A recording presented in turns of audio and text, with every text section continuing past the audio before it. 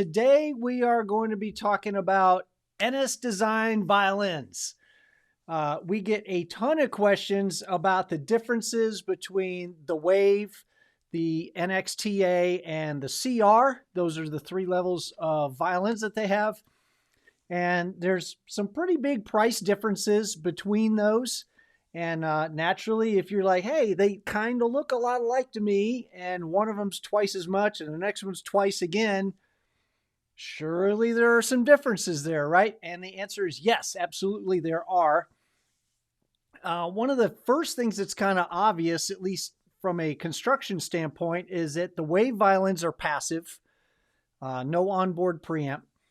The NXTa violins are both passive and active, and the CR violins are active. What does that mean? It means that there is no preamp on board the WAV. It does not have a battery or a power source. The NXTa violins do have a preamp on board, but they do not have a battery. They use a supercapacitor to power that preamp, so it's a fairly low voltage preamp. And then the CR violins are active. They have a 9-volt battery on board to power a very powerful preamp. Probably the biggest question people have is, what do these instruments sound like? And so I've got a quick video for you here where we're just gonna go one to the next to the next. And I'm gonna use the same lick about 40 times today. You're gonna be so sick of this lick, you're not gonna wanna hear it again. Believe me, I don't wanna hear it again either. Anytime I play something different on one instrument to the other, like, well, how can we possibly know what that instrument sounds like? Because you play the exact same thing from one to the next. So we're going to go quickly through the WAV, the NXTa, and the CR.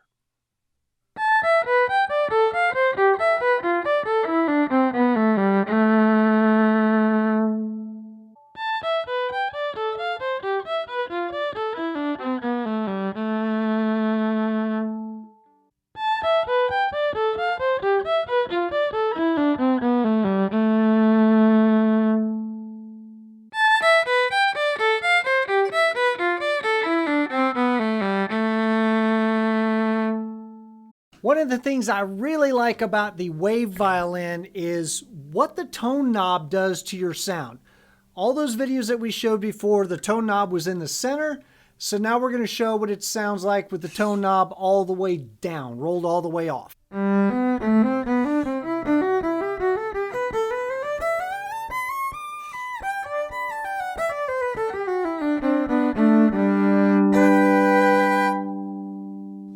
And now with the tone knob rolled all the way up.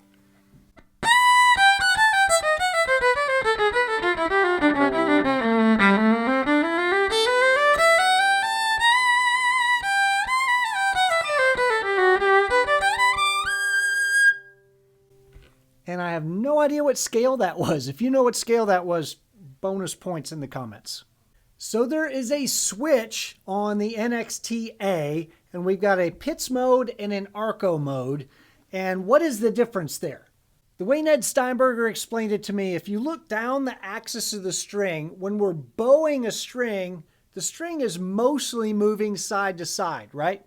When we pluck a string, it starts in the direction that you pluck it, but then very quickly goes omnidirectional. So it's up and down and side to side. If you think about the way the bridge is going to move in those two situations, if the string is moving omnidirectional, the bridge is essentially moving as a unit. And if we've got a pickup element under each foot of the bridge, then they should essentially be seeing kind of the same signal.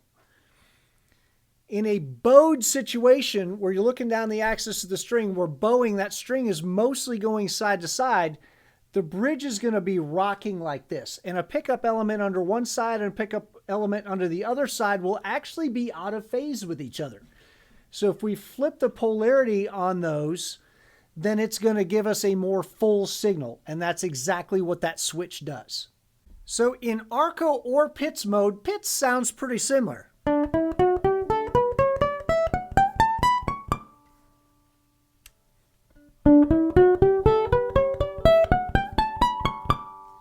But when you play the violin with a bow, it sounds very different.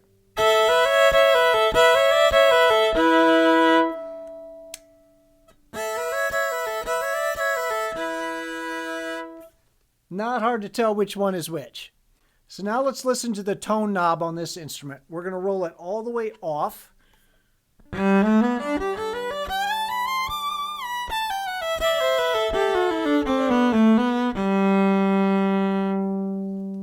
we'll turn it all the way up.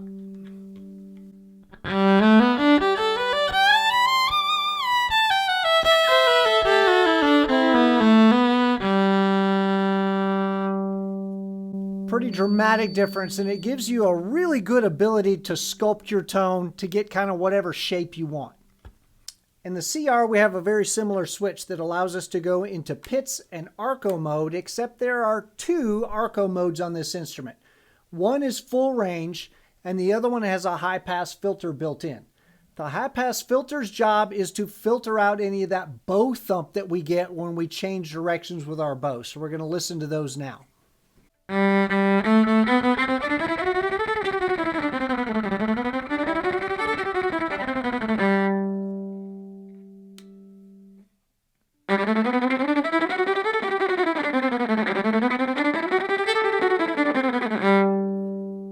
beauty of active circuitry on the CR is with our treble and bass knobs, we not only get an attenuation, we also get a boost. So let's listen to the treble knob and the bass knob both in the center.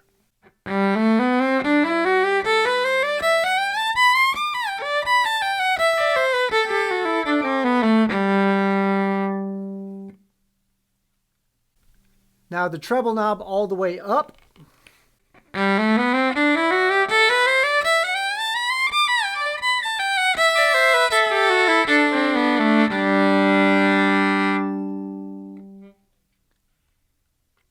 Treble knob all the way down.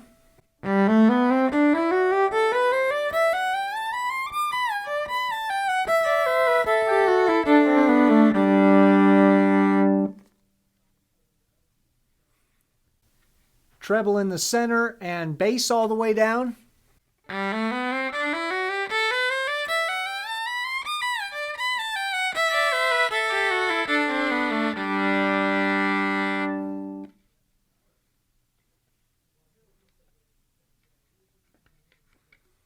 Bass all the way up.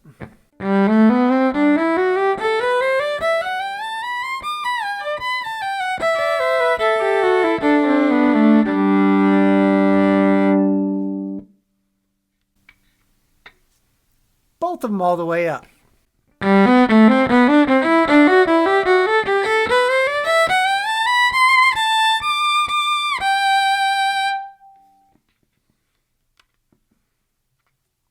Both of them all the way down.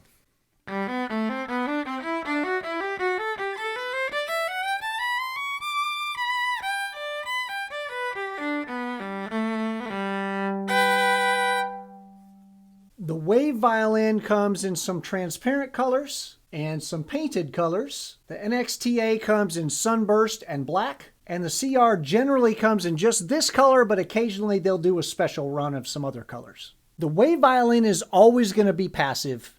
The NXTa can be passive or active. It's got an onboard preamp that's powered by a supercapacitor. And the CR violin is always going to be active. Why does that matter? Because that preamp that's on board the NXTa and the CR can lower your input impedance so that you have the ability to plug into more different systems and still retain most of your tone. We're actually going to do a quick demo here where I use the input impedance adjustment on my Helix to demonstrate what some different system impedances are going to sound like with each instrument.